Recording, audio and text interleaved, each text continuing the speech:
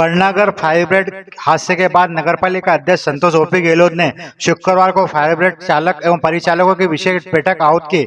सांसद प्रतिनिधि ओपी गहलोत ने बताया कि फायर ब्रिगेड के लिए 3 अलग अलग शिफ्ट में कर्मचारी काम करते हैं। शुक्रवार को सभी कर्मचारियों की बैठक आहूत की गई। बैठक में बताया कि धैर्य एवं सहनशीलता के साथ फायर ब्रिगेड चलाएं। आम नागरिकों को भी फायर ब्रिगेड के सायरन की आवाज सुनकर जगह देना चाहिए ताकि वाहन जल्दी से मौके पर पहुंच सके और आगजनी को नियंत्रित कर सके।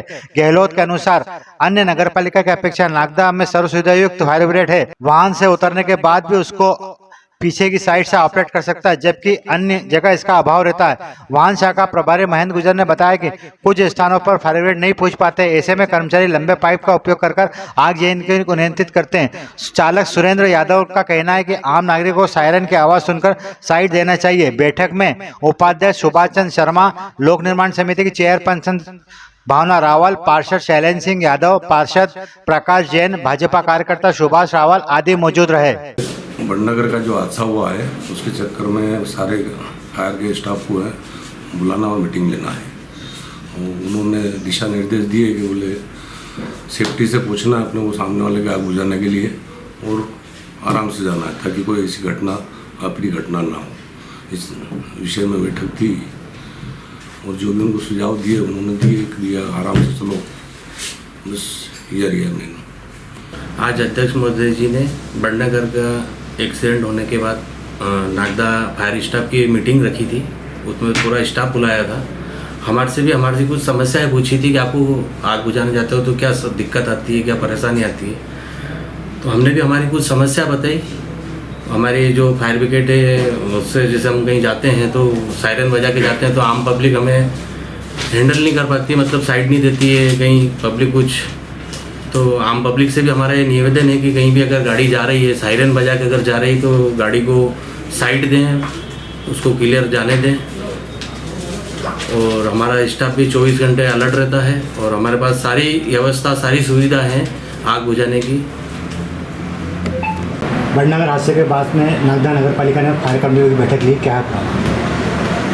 मैं परेश भाई आपको सबसे पहले तो धन्यवाद दूंगा कि आपने हमसे इस प्रकार का प्रश्न पूछा जो निश्चित ही जनहित और जन समस्या जुड़ा हुआ है। कल हमने जब इस घटना को देखा तो मन बड़ा व्यथित हुआ, लेकिन चूंकि जब कहीं आग लगती है और जिसके आग लगती है वो इस आनन फानन में फ़ोन करता है और हमारे ड्राइवर हेल्पर भी उस स्थिति में तुरंत ये कोशिश करते हैं कि स्पॉट पर पहुंचकर आगजनी से होने वाली हानि को हम पूरी तरह काबू में कर सकें।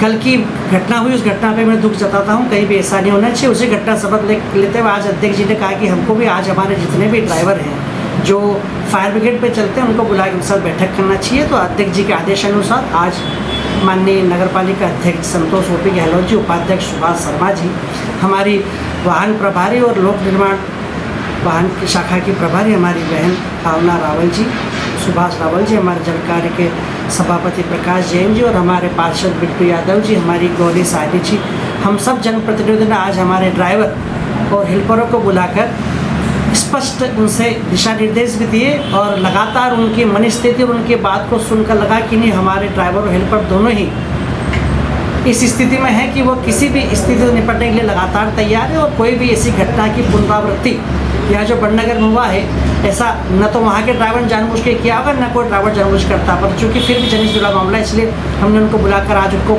समझाइश दी है। हमने साथ ही उनसे ही पूछा है कि गाड़ी की स्थिति उन्होंने एकदम ठीक कहा है, सारे उसके उपकरण इक्विपमेंट ठीक तरह से काम कर रहे हैं। और उन्होंने एक बात और बताई जिसे सुनकर बड़ा प्रसन्न हुआ कि हमारे नागदा नगर के हमारे जो हेल्पर हैं, जो ड्राइवर हैं, क्योंकि नागदा नगर में जब ये फायर ब्रिगेड आया था साथ साथ अन्य निकाय में फायर ब्रिगेड आया था, लेकिन अन्य निकाय की तुलना में हमारा फायर ब्रिगेड आज भी काफ़ी अच्छी स्थिति में है। और उसमें एक उन्होंने नई टेक्निक बताई कि क्या होता है कि मान लीजिए कई बार ऐसा होता है कि फायर ब्रिगेड से जब हमारा ड्राइवर और हेल्पर जब वहाँ पहुँचता है तो अक्सर ऐसा होता है कि जो फायर ब्रिगेड रहता है उसको हमको देखने के लिए या फायर ब्रिगेड से हमको आग बुझाने के लिए अक्सर ड्राइवर अपनी सीट से उठ के नहीं आ सकता क्योंकि उसका इक्विपमेंट सब पीछे रहता है। लेकिन इस हमारे फायर ब्रिगेड में ऐसी सुविधा है कि हमारा ड्राइवर और हेल्पर फायर ब्रिगेड के पीछे से उस पूरे इक्विपमेंट को, पानी को किस प्रकार करना है वो सब, मतलब कुल मिला के एक व्यक्ति भी हो तो कम से कम वो फायर ब्रिगेड उस आग पर काबू पाने में सक्षम है। कुल मिला के नई टेक्निक से बनाई हुई फायर ब्रिगेड है, लेकिन फिर भी हम हमारे आज जो हमारे ड्राइवर थे और शाखा प्रभारी थे उनको बुलाकर बैठक हमने ली है और उनको स्पष्ट निर्देश दिया गया कि किसी भी स्थिति में हमको अपना आपा नहीं खोलना है, आपा नहीं खोना है। मन मस्तिष्क संतुलित ठीक रखकर हमको उस स्पॉट पर पहुंचना है जहां आग लगी है और बड़ी ही तन्मयता से, विनम्रता से वहाँ के बातचीत करके उस आग पर काबू पाना है।